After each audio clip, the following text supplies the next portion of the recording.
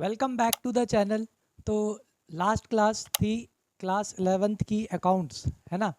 वो थोड़ी लंबी हो गई थी, 50 मिनट का मैंने आपको अकाउंट्स पढ़ा दिया पहले ही दिन। क्या था ना, वो बेसिक थोड़ा सा क्लियर करना था, जिस वजह से मैंने आपको थोड़ा डिटेल में बता दिया था। तो welcome to the part 2 of class 11th accountancy.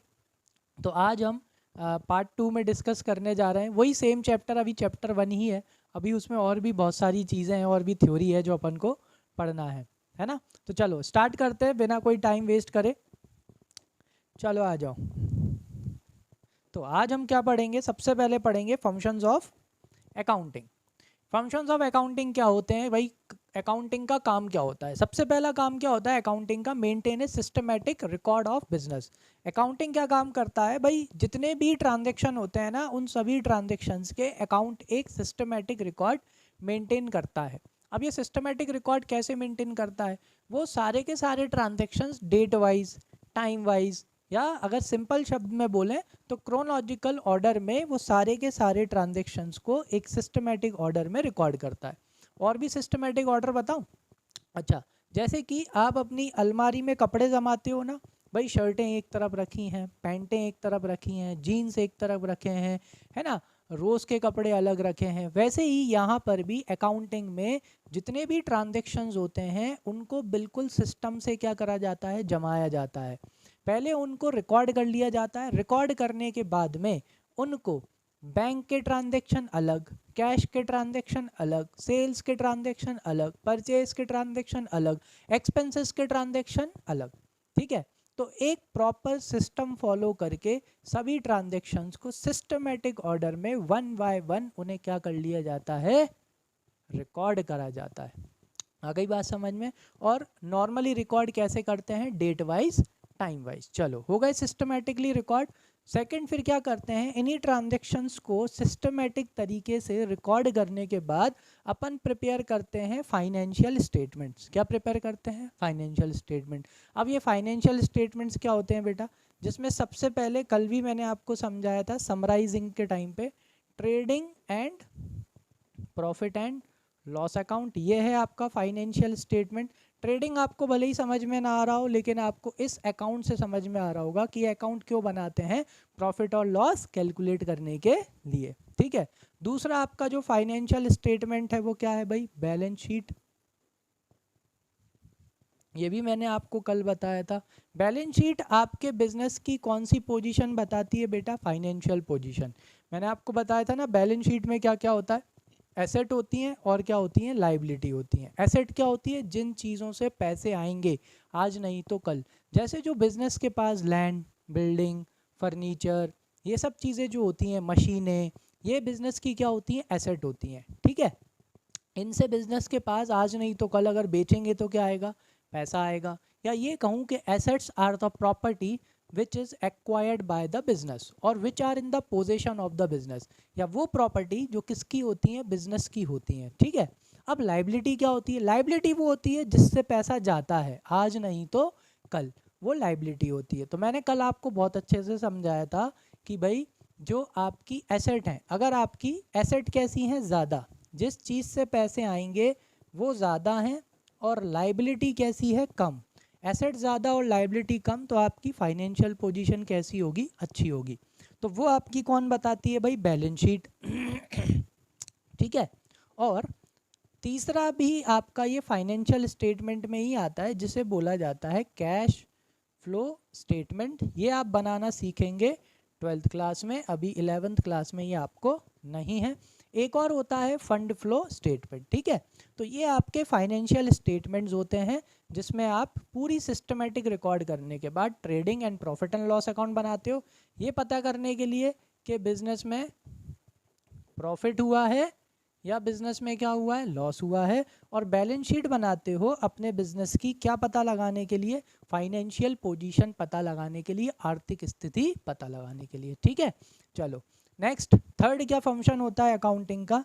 Accounting का एक और जो काम होता है वो ये होता है बेटा कि भाई कम्युनिकेटिंग द अकाउंटिंग इंफॉर्मेशन। मैंने आपको बताया था ना, आफ्टर प्रिपेयरिंग फाइनेंशियल स्टेटमेंट, आपने ट्रेडिंग अकाउंट बना लिया, प्रॉफिट एंड लॉस अकाउंट बना लिया, आपने बैलेंस शीट बना ली। अब आप कहाँ के हो, आप तो कॉमर्स के हो, आपको समझ में आ जाएगा। अरे वो डॉक्टरों में होता है ना, डॉक्टर तो कुछ भी ऐसे अपने हिसाब से लिख के दे देते हैं, बट अपन केमिस्ट के पास जाते हैं, वो क्या करता है, वो फटाक से समझ जाता है और अपने को दवाइयाँ निकाल के दे देता है। अपन को तो उसमें ये तक समझ में नहीं आता सुबह लेना है या शाम लेना है, लेकिन उन्हें कितने अच्छे से समझ में आ जाता है। रीज़न एक ही उसके हैं, समझ में आया? फार्मेसी, डॉक्टर, एक ही फील्ड हो गई कि नहीं हो गई? वो लोग एक ही फील्ड के हैं इसलिए समझ जाते हैं। सेम ये जो फाइनेंशियल स्टेटमेंट है तो होते हैं ना, वो अपन को समझ में आते हैं, अपन कॉमर्स वालों को तो समझ में आ जाते हैं, लेकिन बिजनेस में नॉन कॉमर्स बैकग्राउंड के भी तो होते हैं, उनको समझ में आता है नहीं आता। तो अपन क्या करते हैं, अपन अकाउंटिंग भाषा को इंटरप्रेट करते हैं ना, अपन ने लास्ट क्लास में देखा था, उसको अकाउंटिंग भाषा को सिंपल लैंग्वेज में अपन पहले इंटरप्रेट करते हैं, और इंटरप्रेट करने के बाद अपन क्या करते हैं, कम्युनिकेट द अकाउंटिंग इंफॉर्मेशन। जितने भी अपने इंटरनल यूज़र्स होते हैं अकाउंटिंग इन्फॉर्मेशन के, एक्सटर्नल यूज़र्स होते हैं अकाउंटिंग इन्फॉर्मेशन के, उनको अपन ये इन्फॉर्मेशन क्या कर देते हैं बेटा, कम्युनिकेट कर देते हैं। जैसे इंटरनल यूज़र्स की बात करें, ओनर्स, मैनेजमेंट, उनको भी तो ज़रूरत होती है ना अकाउंटिंग इन्फॉर्मेशन की। ओनर को चाहिए कि भाई बिजनेस प्रॉफिट कितना कमा रहा है, या लॉस हो रहा है, या प्रॉफिट हो रहा है तो कितना, लॉस हो रहा है तो कितना और क्यों हो रहा है ना। और मैनेजमेंट को क्यों चाहिए, ताकि वो क्या ले सके, डिसीजन ले सके। एक्सटर्नल पार्टीज़ होती हैं जैसे बैंक हो गए, क्रेडिटर्स हो गए, एम्प्लॉयज़ हो गए, इन लोगों को भी क्या चाहिए, इन लोगों को भी आपके फाइनेंशियल स्टेटमेंट्स चाहिए। बैंक को क्यों चाहिए, ये डिसाइड करने के लिए कि आपको लोन दें या नहीं दें। समझ में आया कि नहीं आया? ठीक है। एम्प्लॉयज़ को क्यों चाहिए, ताकि वो आपकी कंपनी की प्रोग्रेस देखते रहें कि भाई ये कंपनी आगे, आपका बिजनेस आगे चलेगा कि नहीं चलेगा, यही काम करते रहें या नहीं करते रहें। ठीक है, तो उनको ये इन्फॉर्मेशन अपन कम्युनिकेट कर देते हैं। ठीक है। फोर्थ क्या है बेटा, complying with the legal requirements. देखो भाई, लीगल रिक्वायरमेंट भी होती है, लीगली यानी कि लॉ भी बोलता है कि भाई आपको अपने बुक्स ऑफ अकाउंट्स क्या करने पड़ेंगे, मेंटेन करने पड़ेंगे, आपको अकाउंटिंग करनी पड़ेगी। अब क्वेश्चन आता है कि सर कब अकाउंटिंग करनी पड़ेगी? बेटा जब आपके बिजनेस का टर्नओवर 10 लाख से ज़्यादा चला जाए। अब सर टर्नओवर क्या होता है? अच्छा, मूवीज़ में सुना है, बोलते हैं ना हमारा 2000 करोड़ का टर्नओवर है। बेटा टर्नओवर का मतलब होता है total sales during the year.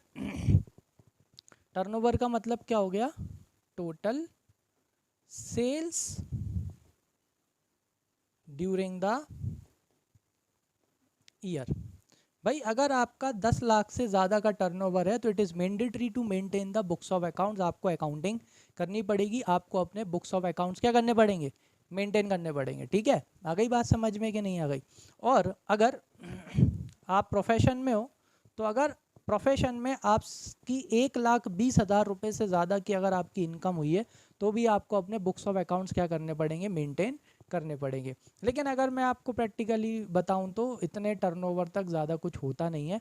आपका टर्नओवर जब 30-40, बस आप टैक्स टाइम पे भरते रहो, 50 लाख तक का अगर आपका टर्नओवर है तो आप बुक्स ऑफ अकाउंट्स मेंटेन करो। अगर कम है तो बस आप ईमानदारी से टैक्स भरते जाओ, कोई दिक्कत नहीं आएगी, है ना। ये तो रूल है। ठीक है, इसमें भी आप बना सकते हो। चलो आगे बात करें। चलो ये हो गया, आ गया समझ में। नेक्स्ट क्या है भाई, असिस्टेंस टू द मैनेजमेंट। ये पॉइंट कल भी था, असिस्टेंस टू द मैनेजमेंट। भाई ये जो आपकी अकाउंटिंग है ना, अकाउंटिंग मैनेजमेंट का किसकी तरह काम करता है, मैनेजमेंट का छोटू होता है अकाउंट। हाँ, जो मैनेजमेंट होती है ना, मैनेजमेंट को बहुत सारी चीज़ों के डिसीजन लेने पड़ते हैं, तो वो डिसीजन लेने में कौन हेल्प करता है भाई, अपनी अकाउंटिंग हेल्प करती है।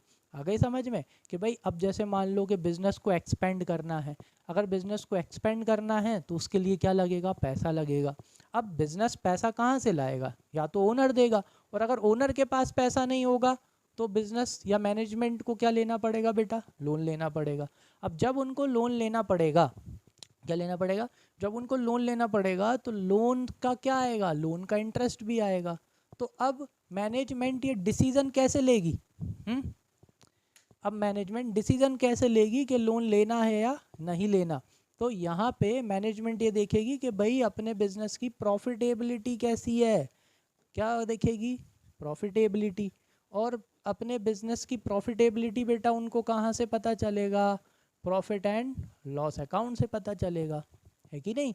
और फिर वो प्रॉफिटेबिलिटी यानी प्रॉफिट के बेसिस पे डिसीजन लेंगे कि भाई लोन लें या ना लें, क्योंकि इंटरेस्ट भी तो देना पड़ेगा ना टाइम टू टाइम। आया बात समझ में? तो एक तरह से यहाँ पे अकाउंटिंग ने मैनेजमेंट को क्या करा, असिस्ट किया क्या लेने में? डिसीजन लेने में। क्या लेने में? डिसीजन लेने में। तो सिर्फ ये तो एक ही डिसीजन था। There are so many decisions that management have to take and management takes the help of accounting information to take these decisions. So that is why the accounting also helps or work as a assistant to the management. ठीक है, चलो function हो गए I think, आगे बढ़ते हैं। चलो अब क्या है भाई एडवांटेजेस, के भाई क्या फ़ायदे हैं अकाउंटिंग करने के। आ जाओ भाई, क्या क्या फ़ायदे हैं। सबसे पहला, provide information about the financial performance. आपके बिजनेस की जो फाइनेंशियल परफॉर्मेंस है ना, उसकी आपको क्या मिल जाती है भाई, पूरी की पूरी इन्फॉर्मेशन मिल जाती है, पूरी की पूरी रिपोर्ट मिल जाती है। प्रॉफिट एंड लॉस अकाउंट से ये पता चल जाता है कि बिजनेस कितना प्रॉफिट कमा रहा है या लॉस कमा रहा है। उससे आपको ये भी पता चल जाता है कि प्रॉफिट हो रहा है तो क्यों हो रहा है, लॉस हो रहा है तो क्यों हो रहा है। ठीक है, और दूसरा क्या था, बैलेंस शीट। बैलेंस शीट से आपको क्या पता चल जाती है, बताया था ना मैंने, बैलेंस शीट से अपने को पता चलती है कंपनी की या अपने बिजनेस की फाइनेंशियल पोजीशन, कि भाई आर्थिक स्थिति कैसी है, आर्थिक स्थिति अच्छी है या बुरी है या मीडियम है। तो एक एडवांटेज हो गया कि भाई अकाउंटिंग अपने को क्या बता देती है, अपने बिजनेस की फाइनेंशियल परफॉर्मेंस बता देती है कि फाइनेंशियल परफॉर्मेंस कैसी है, अच्छी तगड़ी है या मीडियम है या वीक है। ठीक है, चलो आ जाओ। सेकंड क्या हो गया भाई, प्रोवाइड असिस्टेंस टू मैनेजमेंट। लो भाई ये पॉइंट फिर से आ गया, पिछले ही उसमें सिखाया था, समझाया था, फंक्शंस ऑफ, है ना, अकाउंटिंग में, कि भाई एक और एडवांटेज क्या है अकाउंटिंग का, कि भाई ये असिस्टेंट का काम करता है, किसका, मैनेजमेंट का।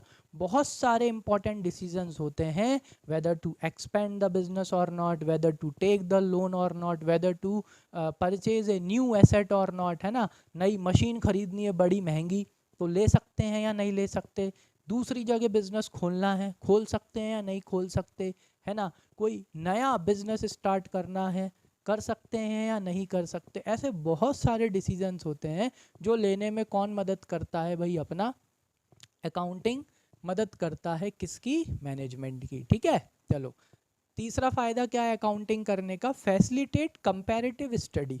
देखो अब आप क्या कर रहे हो, अब आप है ना कंटिन्यूसली 3 4 5 साल से आप क्या करते जा रहे हो बेटा, अकाउंटिंग करते जा रहे हो। अगर आप कंटिन्यूसली 4 5 साल से आप अकाउंटिंग करते जाओगे तो अब आपके पास 4 5 साल का क्या इकट्ठा हो गया, आप ही के बिजनेस का डेटा इकट्ठा हो गया। अब आप क्या कर सकते हो उनमें, कंपैरिजन। क्या कर सकते हो, आप कर सकते हो बेटा कंपैरिजन कर सकते हो। और कंपैरिजन करके आप क्या पता लगा सकते हो, कंपैरिजन करके आप अपने बिजनेस की परफॉर्मेंस पता लगा सकते हो, कंपैरिजन करके आप अपने बिजनेस की ग्रोथ पता लगा सकते हो कि आपका बिजनेस ग्रो हो रहा है या आपका बिजनेस अप डाउन हो रहा है कि नहीं।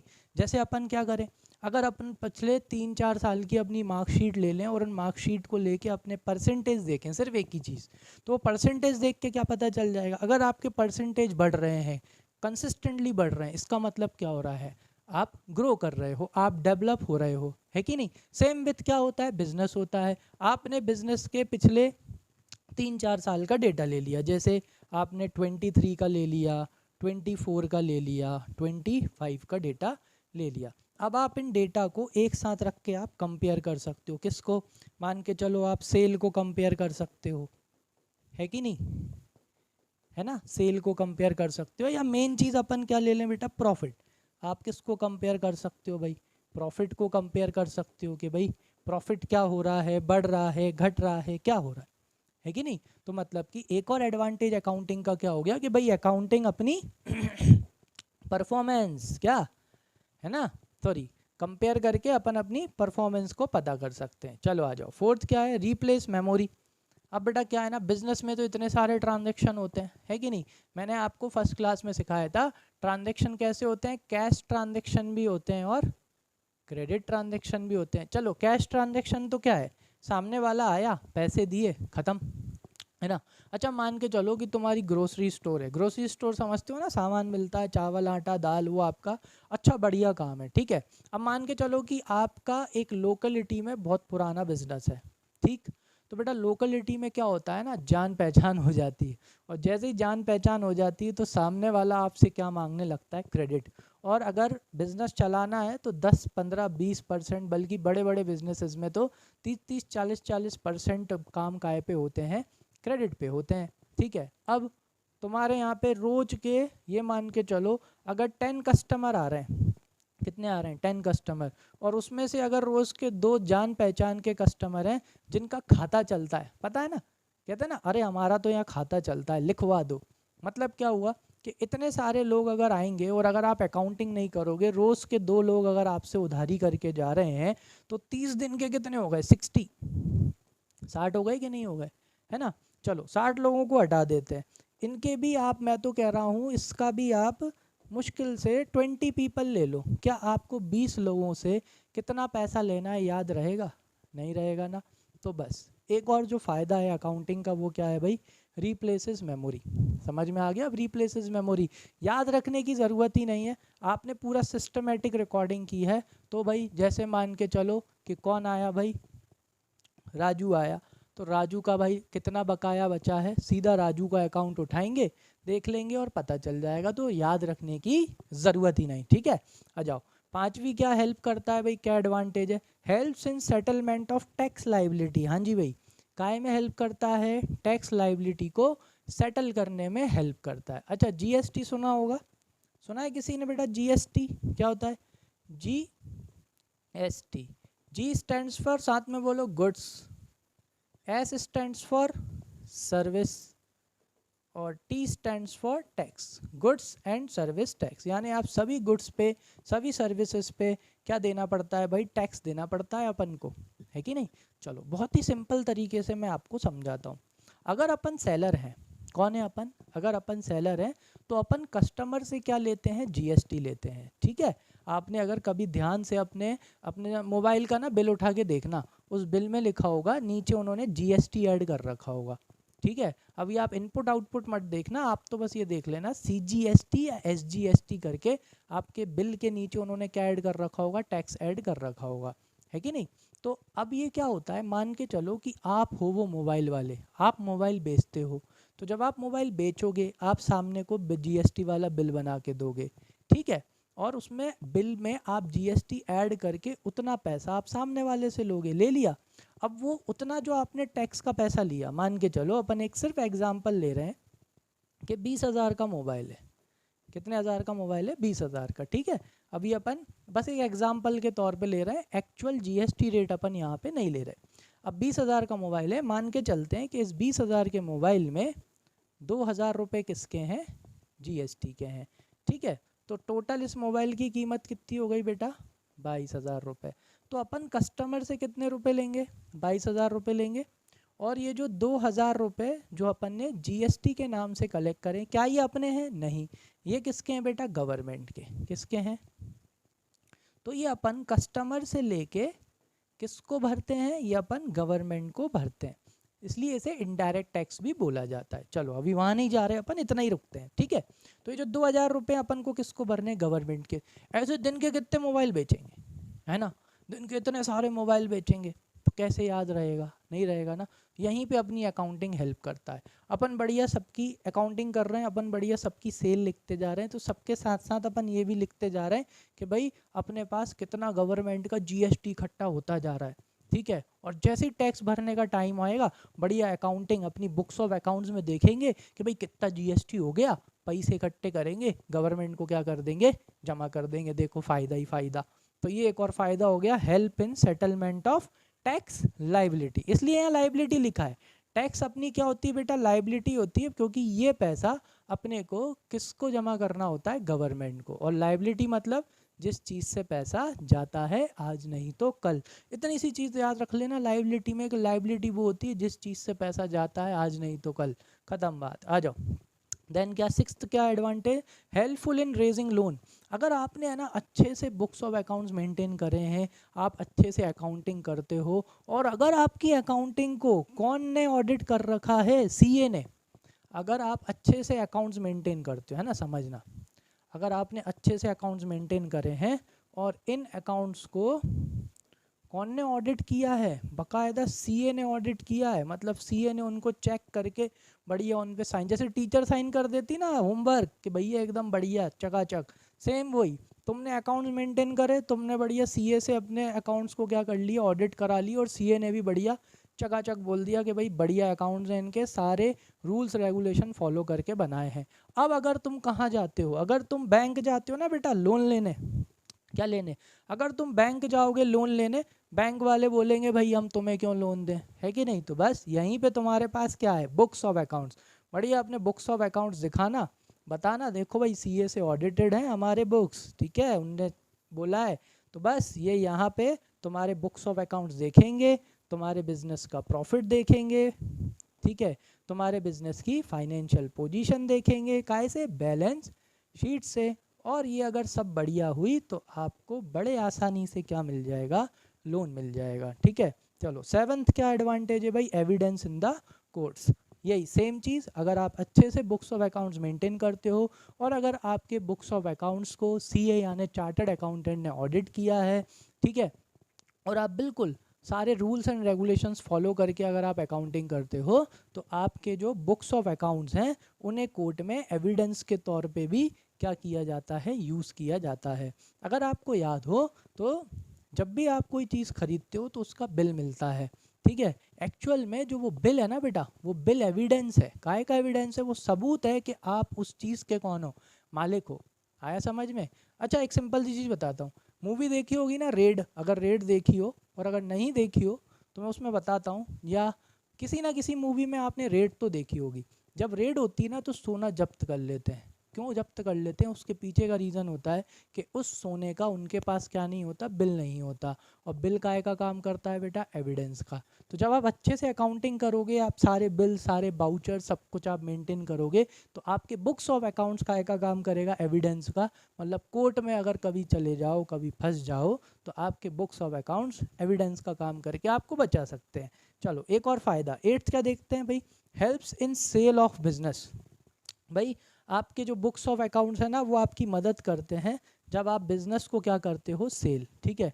तो वो कैसे, जब आप अपने बिज़नेस को सेल करते हो, क्या करते हो, सेल करते हो ना, सॉरी, तो उस टाइम पे आपके बिज़नेस की एसेट्स का वैल्यूएशन किया जाता है, तो वो बहुत इजीली हो जाता है, ठीक है। और आपकी लाइबिलिटीज़ का भी क्या किया जाता है बेटा, वैल्यूएशन किया जाता है। वैल्यूएशन का मतलब होता है उनकी कीमत पता ही लगा जाती है। और अगर आप अच्छे से बुक्स ऑफ अकाउंट्स मेंटेन कर रहे हो, अकाउंटिंग कर रहे हो, तो बड़ी इजीली आपके बिजनेस की नेटवर्थ पता चल जाती है। क्या पता चल जाती है बेटा, नेटवर्थ। बेटा वर्थ का मतलब होता है कीमत, ठीक है। तो आपके बिजनेस की नेटवर्थ पता चल जाती है, और आप बड़े आसानी से अपने बिजनेस को क्या कर सकते हो, सही कीमत पे बेच सकते हो, ठीक है। चलो नाइन्थ क्या है भाई, हेल्पफुल इन डिसीजन मेकिंग। ये तो मैं आपको पहले से बताता आ रहा हूँ भाई, अकाउंटिंग काय में हेल्प करती है, डिसीजन लेने में हेल्प करती है। मैनेजमेंट की बहुत हेल्प करती है अकाउंटिंग, क्या लेने में, डिसीजन लेने में, कि लोन अभी लेना चाहिए कि नहीं लेना चाहिए, नया बिजनेस खोलना चाहिए कि नहीं खोलना चाहिए, क्या एक नई मशीन या कोई एक, समझ में आ रहा है, वो खरीदना चाहिए अभी कि नहीं खरीदना चाहिए, है ना। और भी सारी चीज़ें हैं, वो मैं अभी नहीं बता रहा आपको, क्योंकि वो अभी थोड़ा समझने में दिक्कत आएगी। तो अभी शायद इतना समझ में आ गया होगा अच्छे से। चलो आगे चलते हैं, ये लास्ट टॉपिक है ना, आज ज़्यादा लंबा नहीं पढ़ाएंगे। आ जाओ, लास्ट है भाई, लिमिटेशन ऑफ अकाउंटिंग। बेटा उसके फ़ायदे हैं ना, तो उसके क्या है, लिमिटेशन है। ज़रा ऊपर देखो, ऊपर क्यों देखो भाई, सीलिंग है कि नहीं, सीलिंग क्या है भाई, कमरे की, जिस कमरे में भी बैठ के पढ़ रहे हो, वो क्या है, लिमिट है इस कमरे की। इससे ऊपर उचक सकते हो क्या सीलिंग से ऊपर, नहीं ना। वैसे ही अकाउंटिंग के फ़ायदे हैं, तो अकाउंटिंग के कुछ क्या है बेटा, लिमिटेशन भी हैं, कुछ नुकसान भी हैं। क्या है भाई, आ जाओ, accounting is not fully exact. हाँ जी भाई, अकाउंटिंग क्या है ना, फुल्ली एग्जैक्ट नहीं है, या कहूँ कि 100% अकाउंटिंग सही नहीं है। अपन कह सकते हैं कि 95% या 90% अकाउंट एकदम एग्जैक्ट सही है, बट कहते हैं ना, वो डिटॉल मारे 99.9%, 100% क्यों नहीं मार रहा, सेम चीज़ वही है भाई। अकाउंटिंग मतलब 100% एग्जैक्ट नहीं है, पूरा 100% अकाउंट्स के ऊपर बिलीव नहीं किया जा सकता, रिलाय नहीं किया जा सकता, because accounting is not fully exact. कि सर ऐसा क्यों बोल रहे हो, क्योंकि बेटा अकाउंटिंग में ना, अपन आगे पढ़ेंगे, अकाउंटिंग ना अजम्पशंस पे की जाती है। किस पे की जाती है? अजम्पशंस। अजम्पशन मतलब कुछ चीज़ें मान लेते हैं। और बेटा मानते कब हैं? जब होता नहीं है। अगर मैं तुमसे कहूँ कि अभी दिन हो रहा है, तुम रात मान लो, तो तभी मनवाएंगे ना, जो चीज़ होती नहीं है। तो क्या होती है ना, अकाउंटिंग में कुछ चीज़ें मान ली गई हैं, मतलब वो होती नहीं है लेकिन उन्हें मान के क्या की जाती है? अकाउंटिंग की जाती है। ठीक है। और भी बहुत सारे रीज़न है जो मैं आगे आपको समझाऊंगा, और ये पॉइंट मैं वापस से वहाँ आपको याद दिला दूंगा कि इसलिए क्या है ना, accounting is not fully exact भाई। 90% 95% तक सही बोल सकते हैं, उससे ज़्यादा नहीं। चलो सेकंड क्या इसका लिमिटेशन है या ड्रॉबैक है? Accounting does not indicate the realisable value. Accounting ना रियलाइजेबल वैल्यू को कभी भी इंडिकेट नहीं करता। कि सर ये क्या होता है रियलाइजेबल वैल्यू? मैं आपको बताता हूँ, देखो मतलब कि चलो यहाँ पे अब ये पॉइंट आ गया है तो समझ ही लेते हैं। Historical cost concept, historical cost concept भाई, आपकी जो अकाउंटिंग होती है ना, वो हिस्टोरिकल कॉस्ट पे होती है। यानी जैसे मान के चलो कि अगर आपने कोई ज़मीन खरीद ली, ज़मीन बहुत अच्छा एग्जांपल है यहाँ पे। अगर आपने कोई 10 लाख की ज़मीन खरीदी आपका बिजनेस सेटअप वेटअप करने के लिए, अब अकाउंटिंग में होता क्या है ना, 4-5 साल निकल जाएंगे, वो मशीन वो ज़मीन कितने पे दिखेगी? 10 लाख पर ही दिखेगी। समझ में आया? ये अकाउंटिंग का रूल है। क्योंकि अकाउंटिंग में जो भी रिकॉर्डिंग की जाती है वो हिस्टोरिकल कॉस्ट कॉन्सेप्ट पे की जाती है। यानी लैंड आपकी एसेट है, आज नहीं तो कल बेचोगे तो क्या आएंगे? पैसे आएंगे कि नहीं आएंगे? तो बस वही चीज़ है यहाँ पे। ठीक है, आ गई बात समझ में कि नहीं? चलो आगे देखते हैं। थर्ड क्या है भाई अपना, कि ignores the effect of price level changes. जो अपनी अकाउंटिंग होती है ना, अकाउंटिंग प्राइस लेवल चेंजेस को बिल्कुल क्या कर देती है? इग्नोर कर देती है, जैसे मैंने आपको अभी वाले एग्जाम्पल में समझाया। यानी कि अगर आपकी लैंड की वैल्यू चेंज हो भी रही है तो आप अभी उसको अपनी बुक्स ऑफ अकाउंट्स में क्या नहीं कर सकते? चेंज नहीं कर सकते। ठीक है, आया समझ में? चलो नेक्स्ट पॉइंट देखते हैं। इग्नोर द क्वालिटेटिव इंफॉर्मेशन, है कि नहीं? जो आपका अकाउंटिंग क्या करता है, अकाउंटिंग बिल्कुल इग्नोर कर देता है कौन सी इंफॉर्मेशन को? क्वालिटेटिव इंफॉर्मेशन को। क्वालिटेटिव इंफॉर्मेशन मतलब जिस इंफॉर्मेशन में क्वालिटी होती है। अपना जो अकाउंटिंग है ना, अकाउंटिंग सिर्फ क्वांटिटी पे काम करता है, वो कभी भी किस पे काम नहीं करता? क्वालिटी पे काम नहीं करता। जैसे कि फॉर एग्जांपल अगर है ना, कोई एक अच्छा मैनेजर आपका बिजनेस छोड़ के चला जाए, ठीक है, और उससे आपको लॉस होने लगे, है कि नहीं, उसे अकाउंटिंग क्या नहीं कर पाएगा? रिकॉर्ड नहीं कर पाएगा। समझ में आया कि नहीं आया? क्यों? क्योंकि है ना, एक मैनेजर का छोड़ के जाना वो एक क्वालिटेटिव इन्फॉर्मेशन है, वो एक क्वांटिटेटिव इन्फॉर्मेशन नहीं है। क्योंकि वो मैनेजर अच्छा था, उसमें क्वालिटी बहुत अच्छी थी। समझ में आया? अब वो छोड़ के चला गया तो अब बिजनेस अच्छे से मैनेज हो नहीं रहा, मैनेज नहीं हो रहा तो उससे क्या होने लगा? प्रॉफिट कम हो गया या लॉस हो गया। इस तरह के ट्रांजेक्शन को अकाउंट्स क्या नहीं कर पाता बेटा? रिकॉर्ड नहीं कर पाता। समझ में आ गई बात कि नहीं आई? तो accounting ignores the qualitative information because accounts only record quantitative information. Quantity काहे की? क्वांटिटी, ठीक है, मात्रा। चलो फिफ्थ क्या लिमिटेशन है अकाउंटिंग का? Affected by the window dressing. भाई आप मॉल घूमने गए होगे कि नहीं? मॉल में आपने देखा है सारी की सारी दुकानें कांच की होती हैं। क्यों होती हैं? क्योंकि आप बाहर से ही क्या देख सको? सारे आइटम देख सको और आपको कोई ना कोई चीज़ पसंद आ जाए और आप कहाँ घुस जाओ? अंदर घुस जाओ। सेम अकाउंटिंग में भी होता है। अब अकाउंटिंग में भी कुछ लोग क्या करते हैं बेटा? विंडो ड्रेसिंग करते हैं, सजा देते हैं अपने अकाउंट्स को। जानबूझ के दिखा देंगे कि प्रॉफिट ज़्यादा है, जानबूझ के दिखा देंगे बिजनेस, मतलब बैलेंस शीट को अच्छी दिखा देंगे, एसेट ज़्यादा दिखा देंगे, लाइबिलिटी कम दिखा देंगे, ताकि उनका बिजनेस कैसा दिखे? अच्छा दिखे, फाइनेंशियल परफॉर्मेंस कैसी दिखे? अच्छी दिखे। ऐसा लोग क्यों करते हैं? या तो लोन लेने के लिए करते हैं फर्जीवाड़ा, या तो इन्वेस्टरों से पैसा लेने के लिए करते हैं। ठीक है, तो ये एक और क्या है, एक तरह से लिमिटेशन है अकाउंटिंग की, कि भाई अकाउंटिंग में क्या की जा सकती है? विंडो ड्रेसिंग की जा सकती है, यानी उसे सजा के, मतलब एक तरह से नहीं, पर्दे के पीछे क्या है वाला सीन हो जाता है कि भाई बस पर्दा अच्छा है लेकिन पर्दे के पीछे क्या है? सब कुछ गड़बड़ गड़बड़ है। ठीक है, आ गई बात समझ में कि नहीं? तो वो विंडो ड्रेसिंग की जा सकती है किसमें? अकाउंट में। तो ये एक और अकाउंट्स का क्या है? बिल्कुल ड्रॉबैक है, या एक तरह से डिसएडवांटेज है। ठीक है, अब जो नेक्स्ट टॉपिक है ना, वो नेक्स्ट टॉपिक अपन नेक्स्ट क्लास में कवर करेंगे, है ना, ज़्यादा अपन नहीं कर रहे। नेक्स्ट क्लास में अपन डिस्कस करेंगे अकाउंटिंग, साइंस और आर्ट। ठीक है, चलो अभी तक लाइक नहीं किया हो लाइक कर दो, सब्सक्राइब कर दो और बेल आइकन को प्रेस कर दो ताकि एक भी क्लास छूटने ना पाए, ठीक है। तो अपने फ्रेंड्स को भी शेयर कर देना, है ना। और नेक्स्ट क्लास में मिलते हैं पार्ट 3 में, जिसमें अपन ये वाला आगे वाला टॉपिक पढ़ेंगे, ठीक है। थैंक यू, मिलते हैं नेक्स्ट पार्ट में।